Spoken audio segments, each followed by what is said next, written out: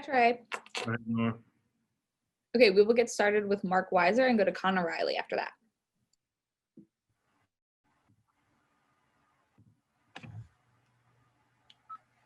Trey, how's it going? Good. How you doing? Good. Obviously, you're getting to know all your new teammates in the months you've been with the program. I want to ask you about James Cook, what you learned about him, as a running back, as a playmaker, like you showed last game. What's the ceiling for him, you think? I think the ceiling's very high for him. He's a freak athlete. So, seeing what he can do on the field has just been amazing so far. So, glad to have him as a teammate. He's a great guy and a great player. What has he shown you in practice or in a game that's made you say he's a freak athlete? Just his speed, he's able to the ability to turn the corner and everything like that. I think he's just really great at doing that. Thanks. Hey, Trey, have you noticed a difference in the way that Georgia approaches or coaches special teams compared to your time at Florida State? No, I really think everybody kind of takes special teams seriously. Some might do it better than the others, but ever since I've been in college, special teams has been a big key focus. I definitely take doing the same thing here, but I feel like everyone kind of takes special teams seriously.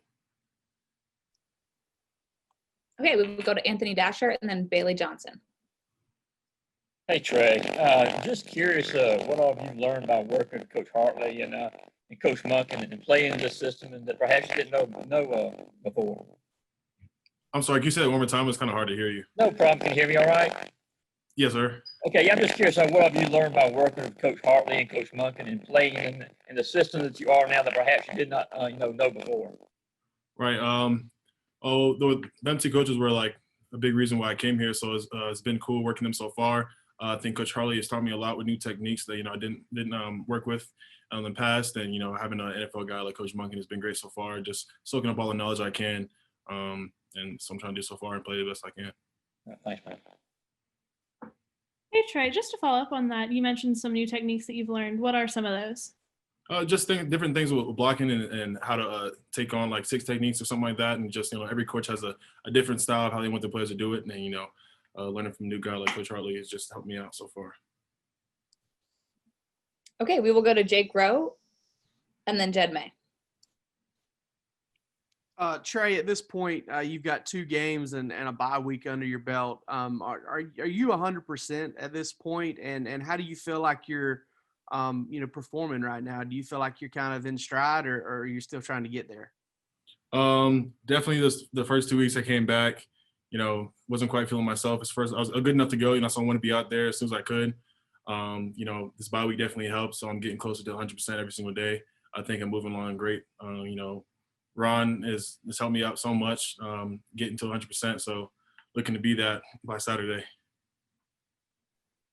Hey, Trey, Coach Smart was talking the other day about how the running game can open up play action opportunities to throw to the tight ends, down the middle like y'all have hit a few times this year. I guess from your perspective, how do those two things work together in the running game, create opportunities for you guys to make some big plays through the air?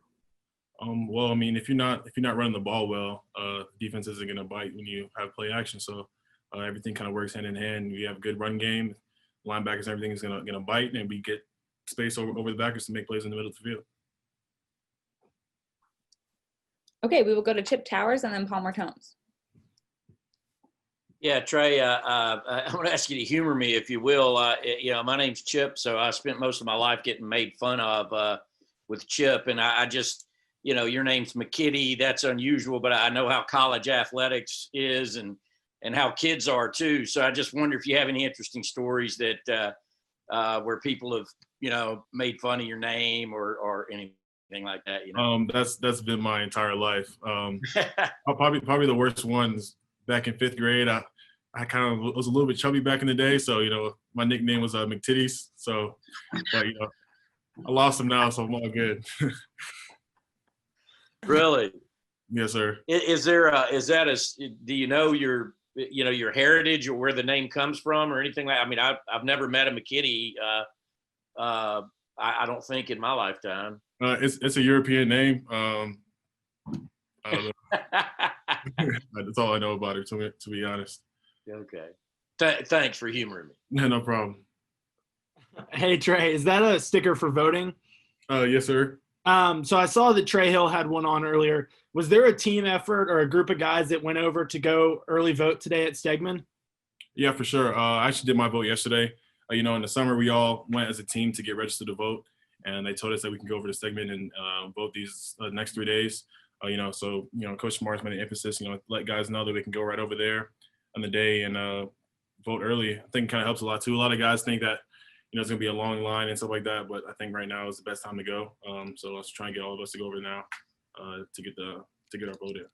Thanks. Okay, we will go to Jillian McIntyre, and then we will open it up for a few more questions. Hey, Trey. So how important do you think it is for the offense to be more explosive through the air against Kentucky? I think it's very important. We always want to be explosive on offense. That's the key to winning the game. So, we want to attack our run game, make sure we can do that, and, take shots over top. Try to be explosive every time we come out.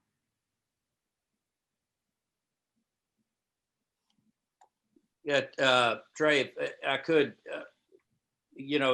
everybody likes the backup quarterback and the backup running back. Right now, it seems to be a lot of buzz around Kendall Milton. We've only seen him in some glimpses. He's a new arrival like you, but just can you talk about him and then maybe how that fits into Georgia? He fits in Georgia's running back tradition. I mean, it's a position that's always loaded, and clearly as a tight end, you're intimately involved with the run game and those guys. What have you seen from Kendall Milton? Right. What I've seen from Kendall so far is that he's a workhorse. Me coming in the summer, working out, we're in the same workout group, so I got to see him firsthand. He was, busting his butt every single day in workouts and just carried over to training camp. And he's having a hell of a season so far. Looking to continue that. Hey, Trey. Obviously, some tight ends are more blockers, some are more pass catchers, some are dual. How would you consider yourself in terms of that? Coming into college, I always had the thing on my name that I was a receiving tight end, and I kind of wanted to get away from that, knowing that I could run routes and catch the ball, but really went to hone in on my blocking. Try to make that emphasis the last few years. It's also one of the reasons why I wanted to come to SEC to kind of prove that I can hang with the big guys in the blocking game. So I consider myself an all-around tight end. Last question for Trey. Trey, speaking of the backup quarterback or quarterbacks, another transfer I want to ask you about is JT Daniels. What have you seen? You guys obviously had a little bit more time with the open date. What have you seen in terms of his development as he comes off that injury? He's coming along great. I was working through that all summer, but I was still getting work with him. He's my locker buddy, so we get to talk a lot. And he's a great guy. Looking to get back and help the team any way you can. I'll go in the meeting with him just every day, just watching film on the upcoming opponent. It's just a great guy to have around the team right now. Working through his injury and hopefully have him back out there soon. Thanks.